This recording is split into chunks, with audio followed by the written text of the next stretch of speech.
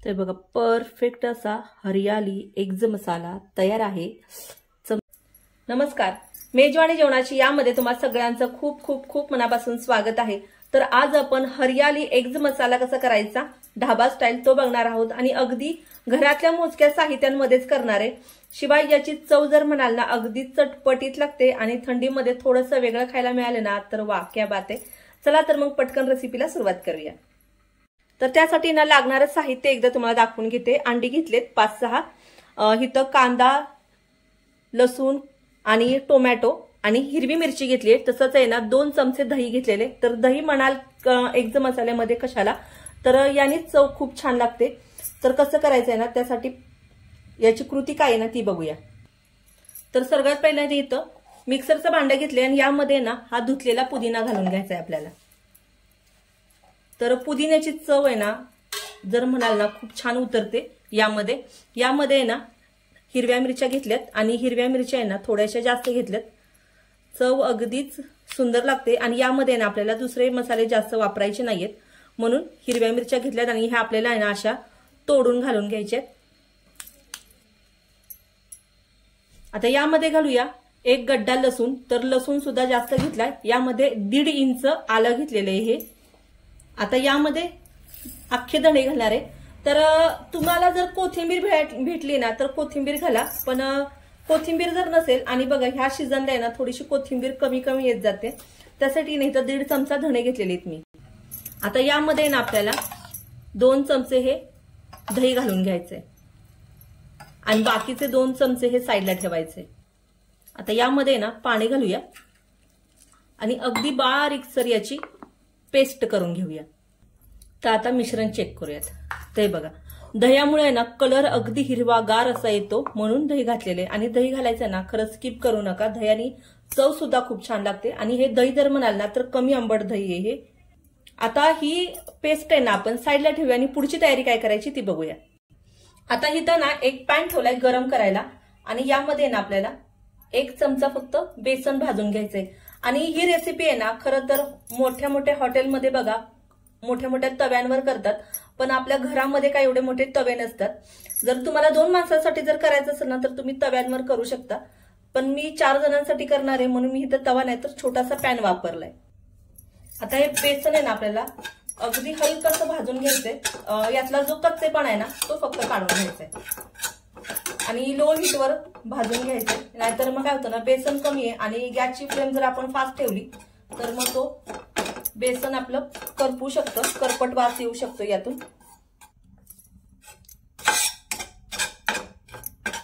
ते बघा बेसन हे चांगलं भाजून झाले। आता हे काढून घेऊया आपण। आता हे बेसन आहे ना आपल्याला इथं दही ठेवलं होतं या दह्यामध्ये काढून घ्यायचं। आता यामध्ये आपल्याला घालायचे भाजलेल्या जिऱ्याची पूड 1 चमचा आणि पाव चमचा हळद। आता हे ना व्यवस्थित असं मिक्स करून घेऊया। आता मला हे ना थोडंसं दाटसर वाटतंय मिश्रण, तर यामध्ये ना थोडंसं पाणी घालून घेणार आहे, अर्धा 1 चमचा, आणि हे चांगलं मिक्स करून घ्यायचं।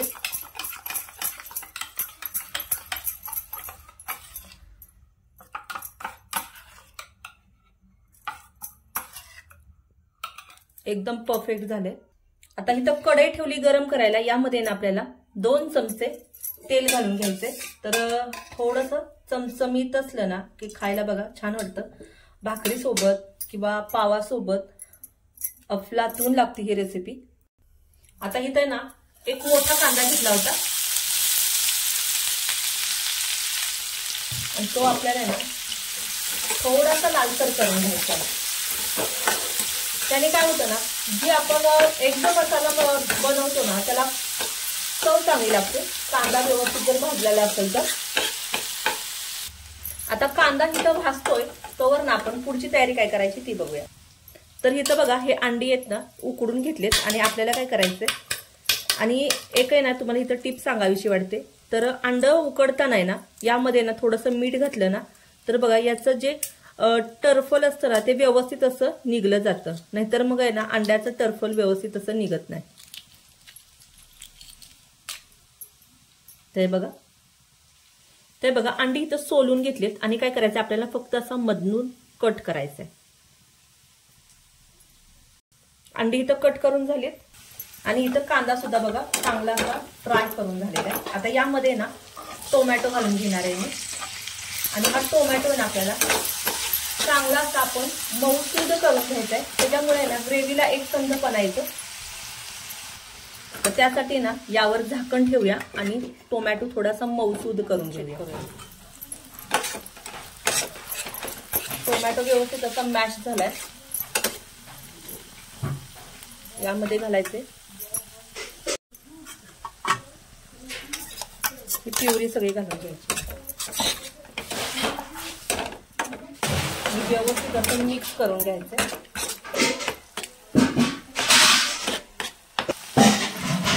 तेल सुटेपर्यंत आहे ना चांगलं असं भाजून घ्यायचं. आता यामध्ये ना 2 स्लीट केलेल्या हिरव्या मिरच्या घालून घ्यायच्या आणि तेल सुटेपर्यंत आहे ना हे चांगलं परतून घ्यायचं. आता तेल चांगलं सेपरेट झालंय. यामध्ये घालूया स्लरी केलेली आणि हे चांगलं मिक्स करून घ्यायचं. आता यामध्ये ना आपण बघा मीठ अजून घातलेलं नाहीये. आता यामध्ये मीठ घालून घेऊया.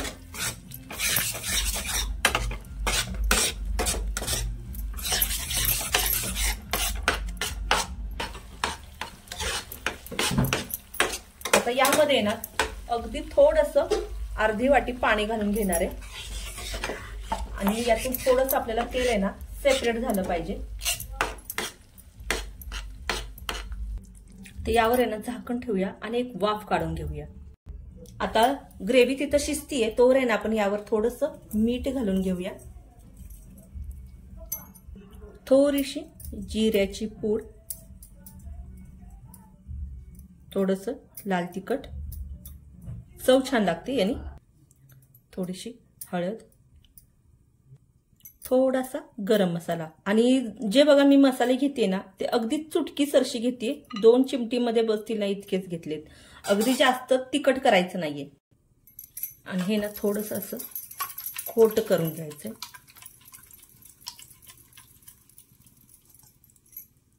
तर आपण चेक करून तर आता काय करायचं यावर आहे ना हे अंडी अशी ठेवून घ्यायची.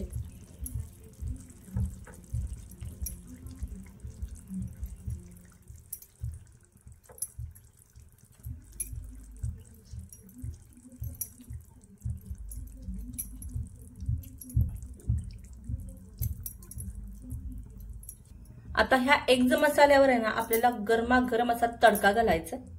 त्यासाठी इथं तडका पान ठेवला आणि यामध्ये ना आपल्याला थोडंसं तेल घालून घ्यायचंय. आता तेल चांगलं गरम झालं की यामध्ये तोडलेली मिरची घालायची, म्हणजे अशी मधनं तोडायची आणि मग घालायची. इथं ही कसुरी मेथी घेतली आणि ही कसुरी मेथी ना आपल्याला अशी क्रश करून यावर घालायची. अगदी थोडंसं बेडगी मिरचीचं लाल तिखट. आता हा गरमागरम तडका आपल्याला चांगला असा हलवून घ्यायचा आणि यावर असा घालून द्यायचा.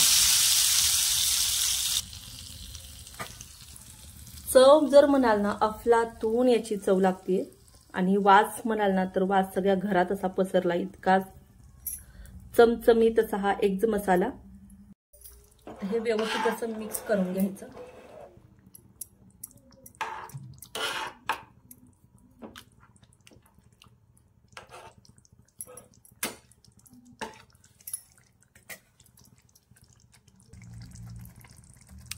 तर आपला हा एग्ज मसाला करून तयार झालेला आहे. सर्व कसा करायचा तो बघूया.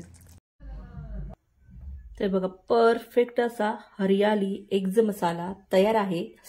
चमचमीत असा दिसतोय. तर एकदा नक्की करा आणि आवडलं तर कमेंट बॉक्समध्ये कळवायला विसरू नका. हा व्हिडिओ जास्तीत जास्त शेअर करा. त्यामुळे ना घरच्या घरी आणि बघा यामध्ये ना आपण कोथिंबीरीचा अजिबात वापर केलेला नाहीये. कोथिंबीर ऐवजी धणे वापरले, त्यामुळे ना याची चव अगदी सुंदर अशी लागते. ते एकदा नक्की करा आणि आवडलं तर कमेंट बॉक्समध्ये कळवायला विसरू नका. चॅनलला जर लाईक केलं नसेल तर लाईक करा, सबस्क्राईब करा आणि बाजूला जे बेल आयकॉन असतं ना ते दाबायला नक्कीच विसरू नका.